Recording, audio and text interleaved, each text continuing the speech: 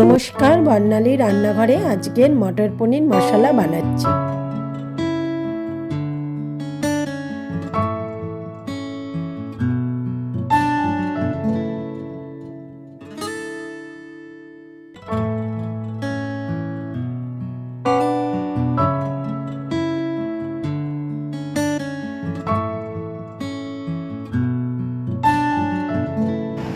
কড়াটা গরম হয়ে গেছে, আমি তেল এখানে দিয়ে দিলাম।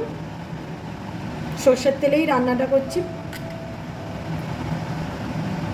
তোমরা চাইলে সাদা তেলেও করতে পারবে।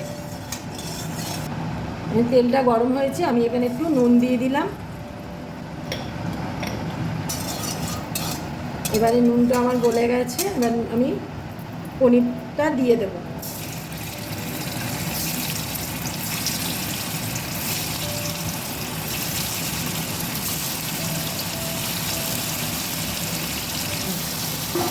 আমার পনিরটা দেওয়া হয়ে গেছে, এবার আমি পনিরটা ভেজে নেব।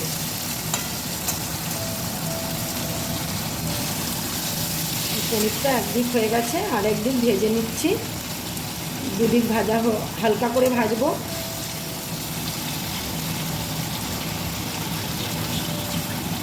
ক্রিম পনির নিয়েছি এখানে আমি।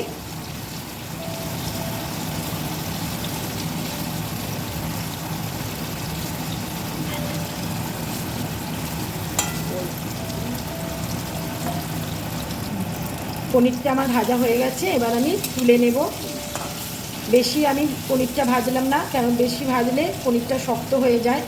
হালকা করে ভাজবে, যেহেতু আমি ক্রিম পনির নিয়েছি এখানে, সেই জন্য আমি হালকা করেই ভেজেছি। আমি এবার পনিরটা তুলে নিচ্ছি।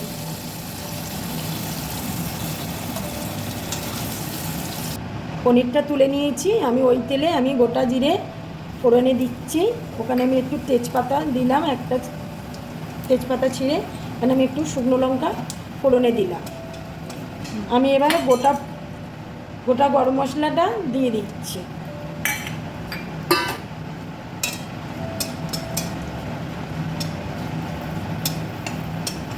দিয়ে এবার আমি আলুগুলো দিয়ে দিলাম ওই তেলে।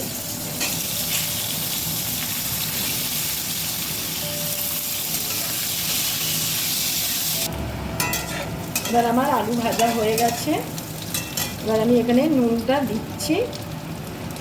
নুনটা যার যার স্বাদ মতো নুনটা দেবে।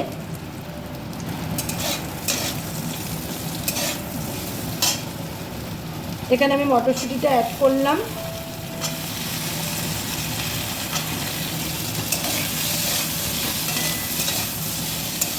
এখানে আমি একটু হলুদ দিলাম অল্প করে, কেন বেশি হলুদ দেবো না,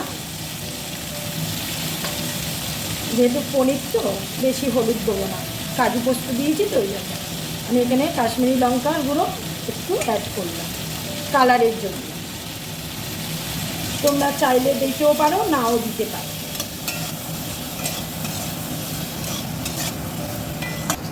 এখানে আমি চিনিটাও আগে দিয়ে দিলাম।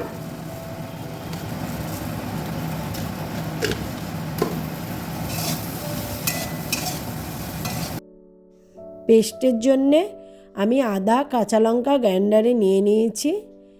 এখানে আমি 6-7টা কাজু কাঁচা লঙ্কা দিয়ে দিলাম।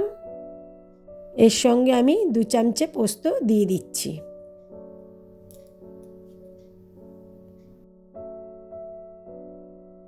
এবার আমি পেস্টটা করে নিচ্ছি। এবার পেস্ট করা হয়ে গেছে। এখানে কিন্তু আমি আর কোনো গুঁড়ো মশলা অ্যাড করিনি। আমি এবারে পেস্টটা দিয়ে দিলাম।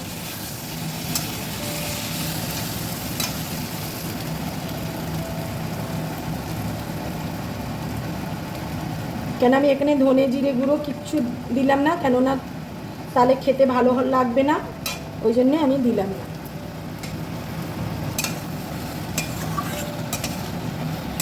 আমি এবারে ভালো করে কষে নেব, আর গ্রাইন্ডারের জল দিয়ে একটু আমি ধুয়ে দিয়ে দিলাম।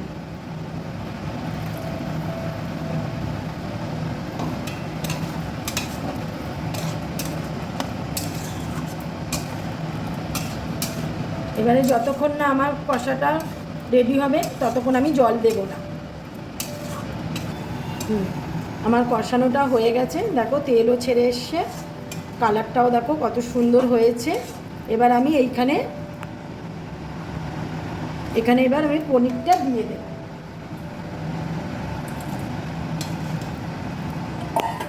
পনিরটা দিয়ে আমি একটু ভালো করে আরও নাড়াচাড়া একটু করে নেব। নিয়ে আমি এখানে গরম জল করে রেখেছি, সেটা দিয়ে দেব। এবার আমার মেশানো হয়ে গেছে, পনিরটা দিয়ে মিশিয়ে নিয়েছি। এবার আমি গরম জল করে রেখেছিলাম উষুম, সেই জলটা আমি দিয়ে দিচ্ছি। এখানে একটু গরম জলই দেবে, তাহলে কিনা স্বাদটা ভালো থাকবে। এবার আমার পনিরের জলটা দিয়েছি, এবার আমি হালকা করে চাপা দিয়ে দিচ্ছি। বেশি ঢাকা দেবে না, তাহলে কিনা ঢাকার মধ্যে তেলটা উঠে যায়। একটু হালকা করে ঢাকাটা দেবে।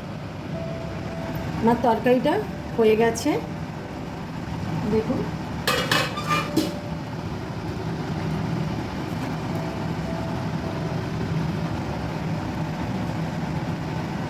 দেখুন আলুটাও সিদ্ধ হয়ে গেছে, আমার পনিরটাও নরম হয়েছে। দেখুন কত সুন্দর নরম পনিরটা, দেখুন কত সুন্দরভাবে আমার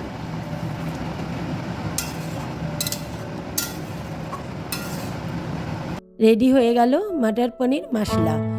রেসিপিটা ভালো লাগলে লাইক করবেন, শেয়ার করবেন, সাবস্ক্রাইব করবেন, বেল আইকনটা ক্লিক করবেন, অনেক অনেক শেয়ার করবেন, কমেন্ট করে জানাবেন রেসিপিটা ভালো লাগলে। ভালো থাকুন, সুস্থ থাকুন, ধন্যবাদ।